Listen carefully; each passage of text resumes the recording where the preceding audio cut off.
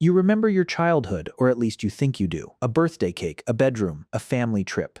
Someone's voice calling your name. But try to remember an ordinary Tuesday when you were 3 years old. Nothing. Maybe a blurry image. A feeling, a tiny fragment that could almost be a dream. And that is strange, because those years were some of the most important years of your life. Your brain was learning language, your body was growing, your personality was taking shape. So why did so much of it disappear? The answer is not that your childhood memories were simply erased. The real answer is far stranger. For the first few years of your life, your brain was building the machinery needed to create the kind of memories you can consciously tell stories about today. While that machinery was developing, your experiences were being stored in a very different way. You probably remember more from childhood than you think. You just cannot always access it as a story. Imagine being 3 years old. You know your mother's face. You know where the kitchen is. You know that one particular sound means someone is opening the front door.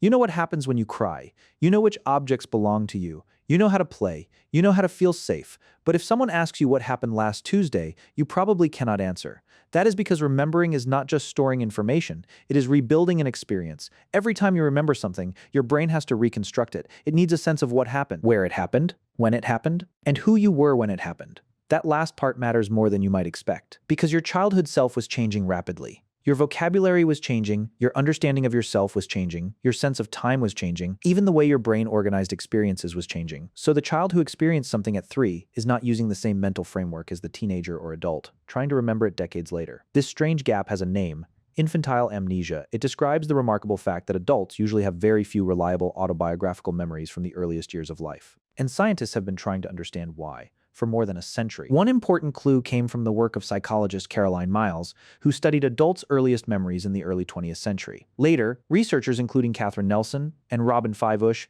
helped show that autobiographical memory is closely connected to the development of language, self-understanding, and the ability to organize experiences into narratives. In other words, your brain does not just need an event, it needs a way to represent that event as part of your personal story. And that story develops slowly. Think about the difference between knowing and remembering. You might know that your childhood home had a staircase. You might even remember running up it, but knowing that the staircase existed is not the same thing as remembering one specific afternoon when you climbed it. One is knowledge, the other is an autobiographical memory. Your brain treats them differently, and this may explain why childhood can feel strangely familiar even when you cannot remember it. A smell can suddenly hit you. A song can play, you see an old photograph, and for a second something appears, not a complete scene. Just a feeling, a place, a strange sense that you have been there before. That does not necessarily mean a perfect memory has been recovered. Memory is much messier than that. Your brain can combine fragments from different experiences, it can fill gaps, it can reshape old memories every time you recall them. Over decades, photographs, family stories, and things other people tell you can become woven into your personal history. Sometimes you may remember the photograph more clearly than the original event. You remember yourself standing beside a birthday cake, but perhaps what you actually remember is the photograph, or the story your parents told afterward, or a reconstructed scene your brain created from several fragments. That sounds disturbing, but it is normal. Human memory was never designed to function like a video recorder. It was designed to help you navigate the future. That changes the question. Instead of asking, why did your brain fail to preserve your childhood? Ask, what was your brain trying to accomplish? When you were very young, almost everything was new. A spoon was new, a dog was new, walking was new, words were new, faces were new. The world was an enormous experiment. Your brain was constantly learning patterns.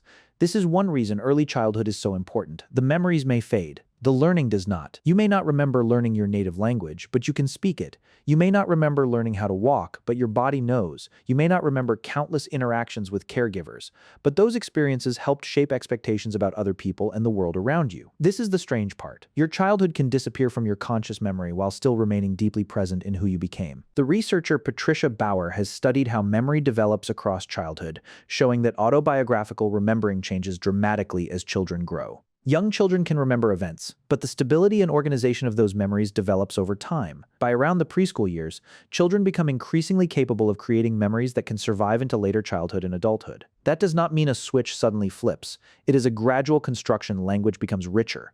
Your understanding of yourself becomes more stable. You become better at placing events into a timeline. And you begin to understand that the person who experienced something yesterday is the same person who exists today.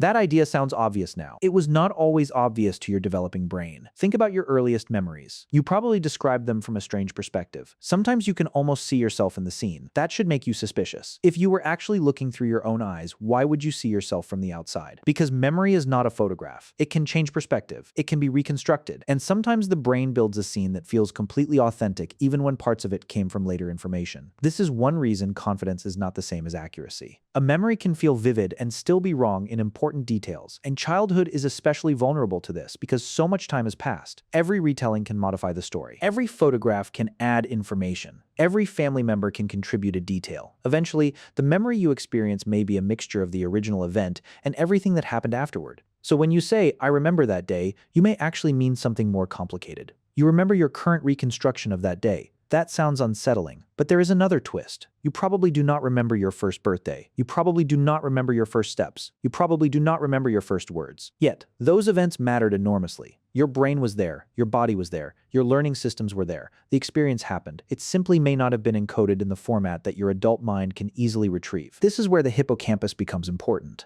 The hippocampus is a brain structure deeply involved in forming and organizing memories. It develops rapidly during early life. But memory is not controlled by one tiny storage box. It depends on networks throughout the brain, and those networks continue developing during childhood. So early memory loss is not simply a matter of having an immature hippocampus.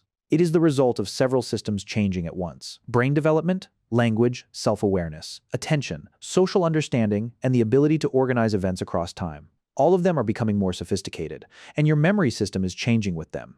This may also explain something you have probably experienced. You can remember facts about your childhood that you cannot remember experiencing. You know the school you attended, you know the neighborhood where you lived, you know the name of your childhood teacher. But ask yourself what the room looked like on an ordinary morning. Suddenly, the information becomes harder to retrieve. Your brain may preserve knowledge without preserving the original episode. That distinction is crucial, because forgetting is not always failure. Sometimes forgetting is what makes learning possible. Your brain is constantly deciding what information deserves to remain accessible. Most moments are not important enough to keep in full detail. Imagine remembering every meal you ate at age 4. Every time you walked across a room, every boring conversation. Every ordinary afternoon, your mind would be overwhelmed with useless detail. Instead, your brain extracts patterns. This happened, that person mattered, this place was safe.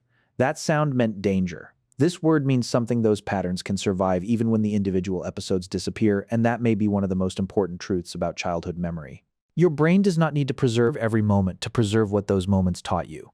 You may forget the afternoon, but remember the lesson. You may forget the conversation, but carry the expectation. You may forget the face, but recognize the feeling, and that creates a strange paradox. The part of your life you remember least may have influenced you the most. Before you had a clear autobiographical story, your brain was already learning what kind of world it lived in. Was the world predictable? Were people responsive? Was exploration safe? Did mistakes lead to comfort or punishment? You probably cannot replay thousands of those moments, but your brain was constantly learning from them. This is why childhood memory is not simply about what you can consciously recall. It is also about what your developing brain absorbed. And that brings you back to the original mystery.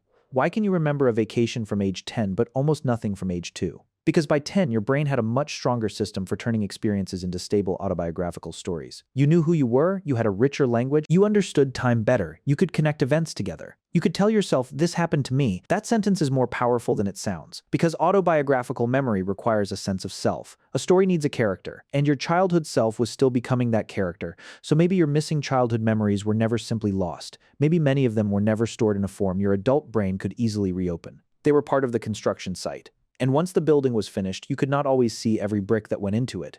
You do not remember learning how to become you, but you became you anyway. That is the strange truth about childhood. The years you can barely remember may be hiding inside almost everything you are. So the next time you look at an old photograph and wonder why you cannot remember the moment it captured, do not assume your brain failed you. That little child did not need to remember the moment forever. They needed to learn from it. And somewhere inside your habits, your fears, your language, your preferences, your relationships, and the way you see the world, parts of that forgotten childhood may still be quietly living. You don't remember most of your childhood, but your brain remembers enough to make you the person who is looking back.